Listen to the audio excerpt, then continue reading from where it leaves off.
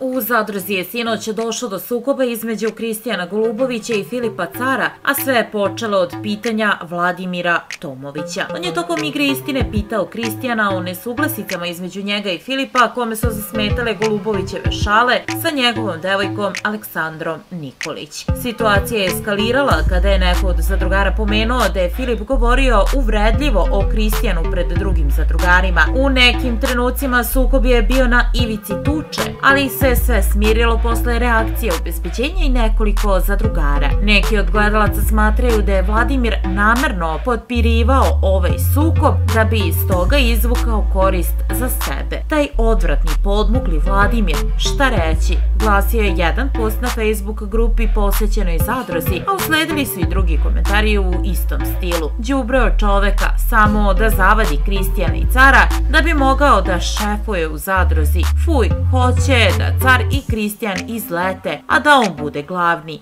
Ljiga i nečovek. Ipak bilo i onih koji su branili Vladimira. Tomović je kriv za nešto što je drugi izgovorio, važi, glasio je jedan od komentara. Da li su gledaoci koji su optužili Vladimira da namerno pravi spletke zaista u pravu? Verovatno ćemo moći da vidimo u nastavku realitija. Ono što je nesumnjivo jeste da će spletki sukoba tek biti kako se sezona zahuktava.